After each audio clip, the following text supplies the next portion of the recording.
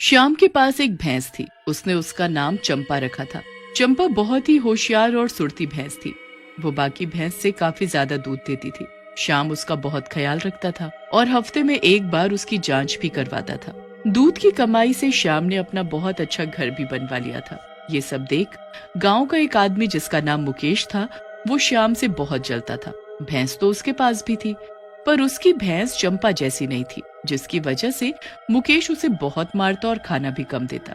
एक वो है शाम की भैंस चंपा, कितना दूध देती है वो। सुबह शाम दोनों टाइम बाल्टियां भर भर के दूध बेचता है शाम। और देख कितना अच्छा घर बनवा लिया है उसने।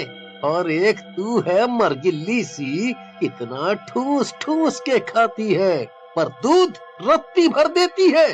इतने में महीने का खर्चा भी ढंग से नहीं चलता। तू इतना खाती है, सब कहाँ जाता है? बोल बोल ना। तूने आज तक मुझे इसी झोपड़ी में बनाए रखा, जबकि मैं और श्याम दोनों एक ही साथ भैंस लेकर आए थे। और आज वो कहाँ से कहाँ पहुँच गया। और मुझे देख, सब तेरी वजह से है। उस रात मुकेश ने गुस्से और जलन में अपनी भैंस पर बहुत अत्याचार किया और खाना भी नहीं दिया। ऊपर से कड़क ठंड में बाहर खुले में ही बंधा छोड़ दिया, जिसकी वजह से उसकी भैंस ठिठुर ठिठुर कर मर जाती है। फिर अगली सुबह मुकेश रोज की तरह भैंस का दूध निकालने आता है। अरे ये उठ क्यों नहीं रही? अरे इसे क्या हो गया? थोड़ी जांच पड़ताल करने पर मुकेश ने भैंस को मरा पाया, तो अब मुकेश आग बबूला हो गया। बस इसी की कमी रह गई थी। जो चूना भूसा था वो भी मर के साथ ले गई। अब मेरा खाना खर्चा कैसे चलेगा? कैसे भी करके कुछ तो चक्कर चलाना पड़ेगा। कुछ दिनों बाद एक रात को श्याम के घर चोरी हो जाती है। हाथापाई में श्याम की जान चली जाती है और उसकी भैंस चंपा भी चोरी हो जाती है। इधर मुकेश का नाम पूरे गांव में फैल जाता है। हर कोई उससे दूध लेने लगा, जिससे उसकी कमाई दिन ब दिन बढ़ने लगी और उसने कुछ ही महीनों में श्याम से भी अच्छा घर बनाकर खड़ा कर दिया। गांव भर में इसकी चर्चा होने लगी। अचानक एक दिन भैंस की तबीयत खराब हो गई। दूध के ग्राहकों को समय पर दूध न मिलने की वजह से लोग मुकेश से लड़ने आ गए। मुकेश ने भैंस को गुस्से में बहुत मारा। गुस्सा उतर जाने के बाद मुकेश शाम को फिर से दूध दोहने जाता है। इस बार भैंस हरा दूध देती है। ये देख मुकेश डर जाता है। फिर थोड़ा संभल कर मुकेश भैंस को एक डंडा मारता है, पर तभी वो भैंस भूतिया भैंस में बदल जाती है। पर मुकेश को इसकी भनक नहीं थी। मुकेश को बहुत गुस्सा आता है। वो उठता है और फिर से दूध निकालने जाता है। भूतिया भैंस फिर से जोर की लात मारती है और जो थोड़ा बहुत दूध पहले का निकला हुआ था, वो बाल्टी भी गिरा देती है। मुकेश कुछ समझ नहीं पाता और जैसे तैसे भैंस को कमरे में बंद कर देता है और उसे रात भर कुछ खाने को नहीं देता। मुकेश रात भर सोचता है, आखिर ये भैंस ऐसा क्यों कर रही है? अभी तक तो ऐसा कभी नहीं किया। तभी किसी के चलने की आहट होती है और अचानक मुकेश की खाट को कोई खींचता है। मुकेश बहुत तेज चिल्लाता है, बचाओ बचाओ। अरे यहाँ तो कोई नहीं है। शायद से मैं सपना देख रहा होऊंगा। हाँ। फिर सुबह मुकेश जब दूध निकालने जाता है तो वहाँ के हालात देखकर वो हैरान रह जाता है। अरे मैंने तो भैंस को कमरे में बंद किया था, पर दरवाजा कैसे खुला है? और भैंस कहाँ गई? तभी एक बच्चा लल्लन मुकेश के पास दौड़ते हुए आता है और कहता है, अंकल अंकल जल्दी चलो। क्या हुआ? क्या बात हो गई? आप चलो पहले, फिर खुद देख लेना। मुकेश उस बच्चे के साथ जाता है तो देखकर हैरान हो जाता है। उसकी भैंस गांव के लोगों के खेतों को पूरी तरह बर्बाद कर देती है और जो कोई उसको रोकने जाता वो उसको मार देती। सारे गांव वाले मुकेश पर भड़कने लगते हैं। मुकेश अपनी भैंस को रोको। पता नहीं यह कैसी भूतिया हरकतें कर रही है। ये हमारे खेतों को बर्बाद कर रही है। बताए देते हैं, रोक लो नहीं तो अच्छा नहीं होगा। इसका भुगतान तुम्हें ही भुगतना पड़ेगा। जैसे मुकेश उसे रोकने जाता, भूतिया भैंस उसको अपने सींग से उड़ा देती है। जैसे तैसे सब मिलकर उस भूतिया भैंस को कंट्रोल कर लेते हैं, पर गांव वाले मुकेश को बहुत सुनाते हैं। क्यों रे मुकेश, तेरी भैंस ने हमारी सारी फसल खराब कर दी। अब इसकी भरपाई कौन करेगा? बोल। पूरे साल हमने मेहनत की थी और उसने एक पल में सब पर पानी फेर दिया। कौन क्या करेगा? यही करेगा भरपाई। या तो फसल के पैसे दे या साल भर मुफ्त में दूध देगा हमें ये, वो भी दोनों टाइम।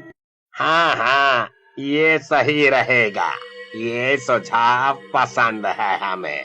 मुफ्त में दूध देगा ये मुकेश हमें साल भर। हाँ। सब लोग खुद ही फैसला कर लेते हैं और मुकेश के सर थोप देते हैं। भला मुकेश कहता भी क्या? मुकेश को गुस्सा तो बहुत आ रहा होता है, पर वो बहुत दुखी भी हो जाता है। क्या सोचा था और क्या हो रहा है मेरे साथ? भगवान मेरी जैसी किस्मत तो किसी को भी ना दे। इतनी फूटी किस्मत है मेरी कि सोना भी मिट्टी बन जाए मेरे हाथों में आके। तभी एक रात अचानक तबेले में से आवाजें आने लगती हैं। मुकेश उठकर देखने जाता है। उसकी नजर भैंस की पूंछ पर पड़ती है जिसमें आग लग जाती है, पर वो ये देखकर हैरान हो जाता है। अरे, आग लगने के बाद भी ये भैंस कुछ कर क्यों नहीं रही है? इसको आग का असर नहीं हो रहा है क्या? क्या हुआ मुकेश? घबरा क्यों गए? पानी डालो, आग बुझाओ, मेरी पूंछ जल जाएगी। और इतना कहकर वो जोर जोर से हंसने लगती है।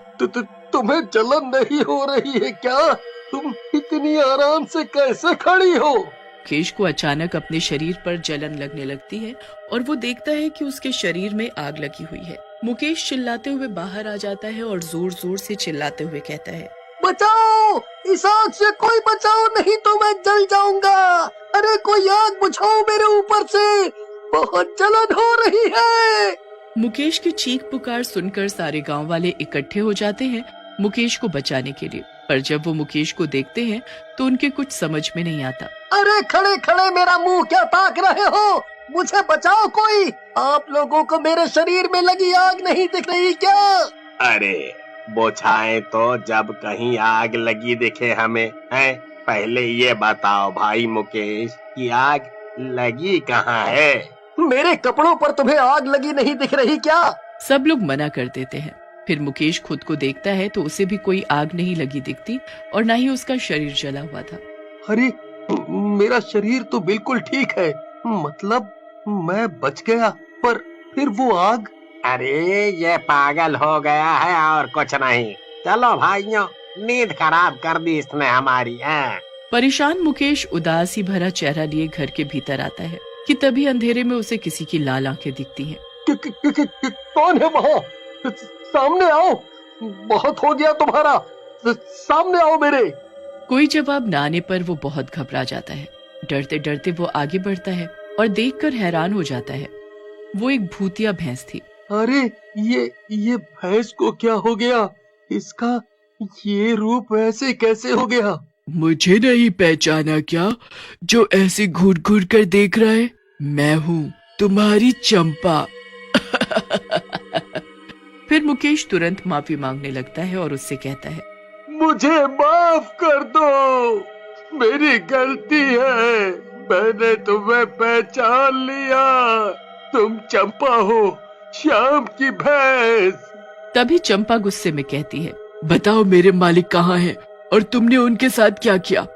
तुम मुझे उस रात क्यों चुरा कर ले आए? बताओ, नहीं तो मैं तुम्हें जान से मार दूंगी। मुकेश डरते हुए चंपा को सब बताता है। हाँ, उस रात को श्याम के घर चोरी करने मैं ही गया था और मैंने ही श्याम का गला दबाकर उसको मार दिया जलन में, और तुम्हें चुरा कर अपने घर आया जिससे कि मैं भी पैसे वाला बन सकूं। पर तुम मुझसे बात कैसे कर सकती हो? तुम तो एक जानवर हो और जानवर बात नहीं करते।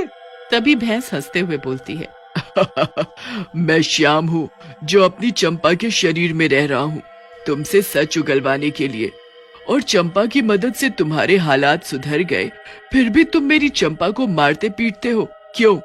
इसीलिए मैं चंपा के शरीर में आकर तुम्हें परेशान कर रहा था, जिससे कि तुम्हें ये एहसास हो कि जानवर भी सजीव होते हैं और इनमें भी जान होती है। हम इन्हें प्यार से रखेंगे तभी ये हमारी बात मानेंगे और हमारे लिए कुछ करेंगे।